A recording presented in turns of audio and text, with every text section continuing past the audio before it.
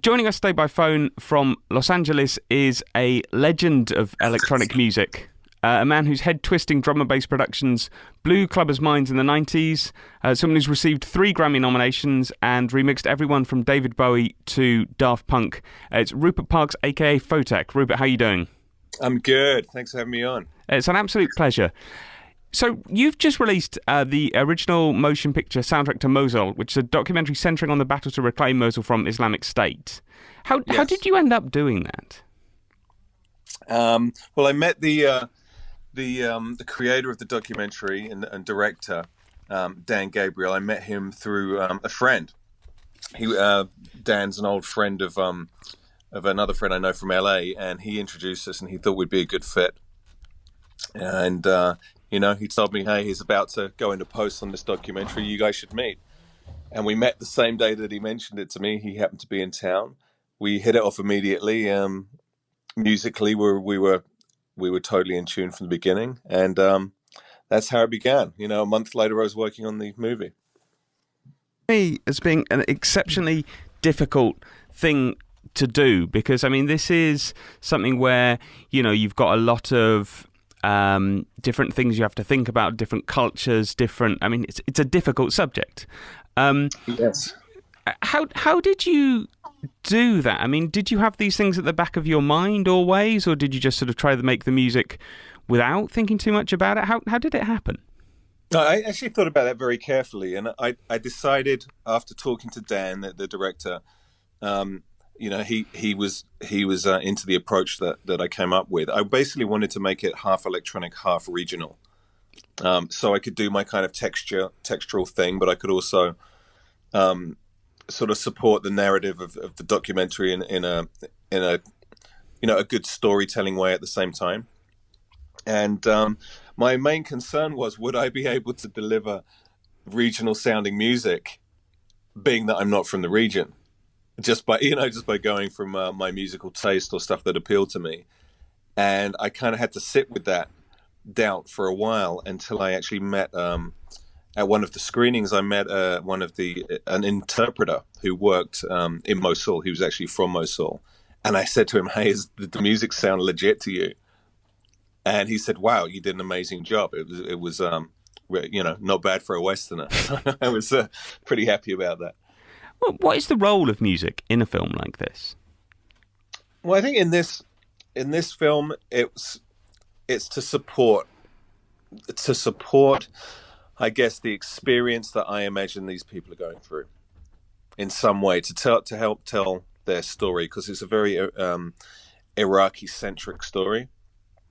I guess it's not the usual, foreigner in a foreign land kind of thing.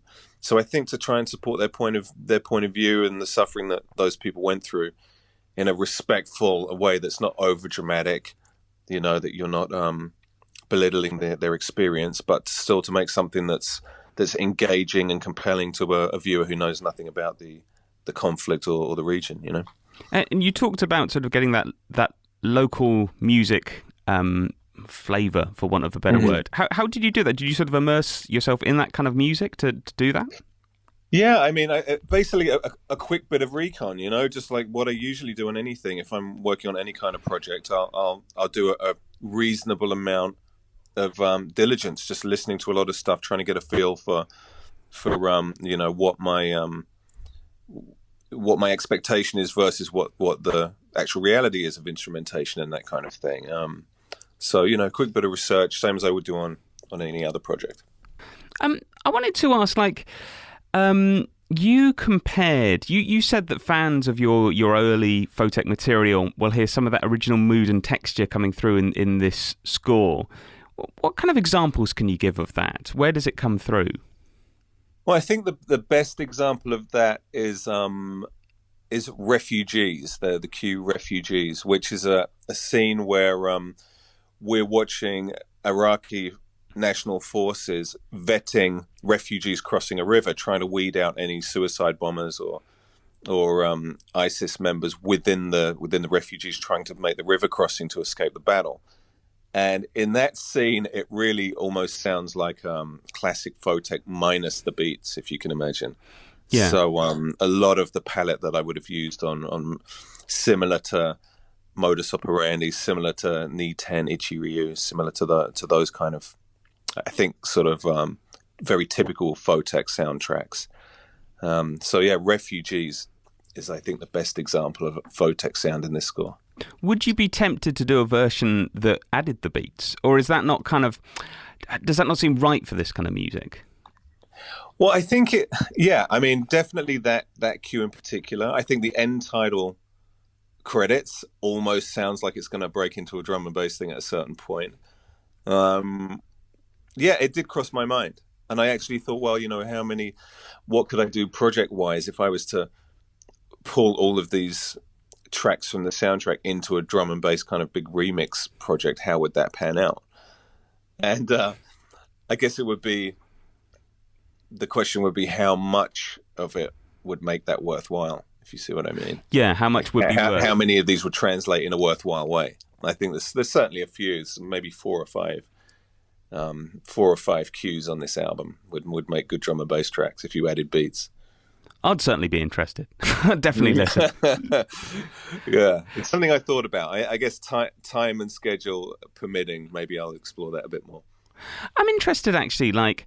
It seems like people who produced drum and bass in the 90s went into lots of different things, lots of different productions.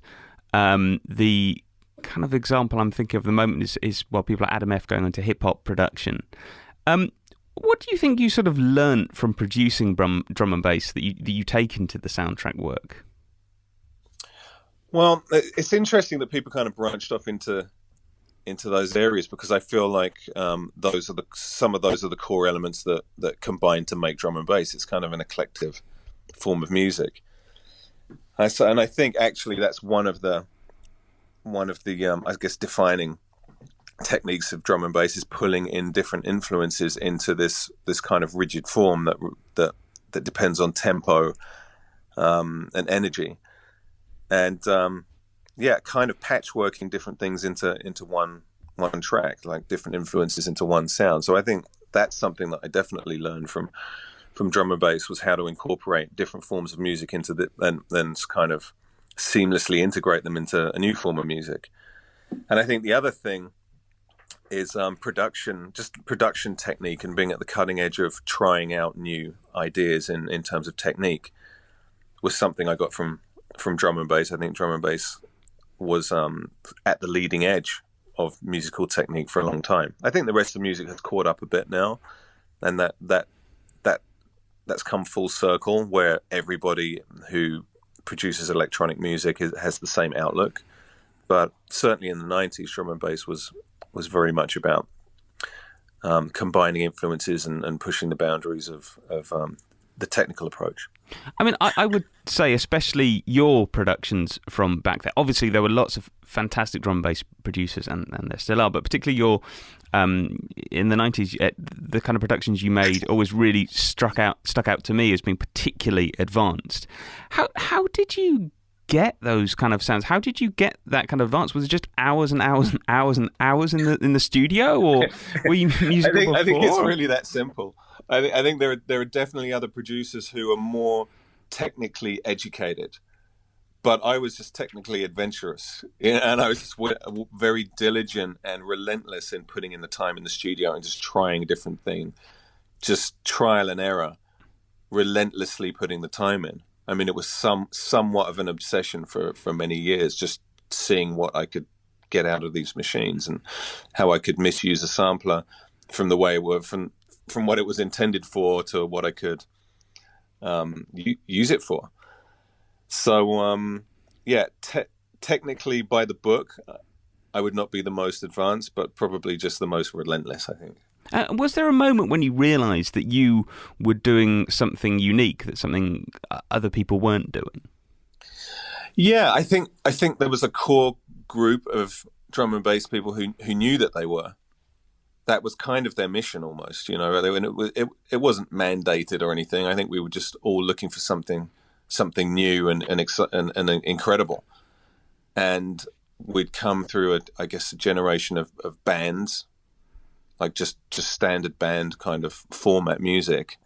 There was the genesis of hip hop and electro at the time, which was really exciting. And it was almost like, okay, what can we do about the whole band situation? At least that's how I felt. Like, what? There must be more than this, than guitar, bass, and drums. Come on, we can do better than that. Before we go back to talking about the soundtrack, I wanted to play a tune, one of your tunes from the 90s. I hope you'll indulge me. Yeah. I've got a favourite, but what tune of yours from then are you happiest with? Or see if it coincides with mine.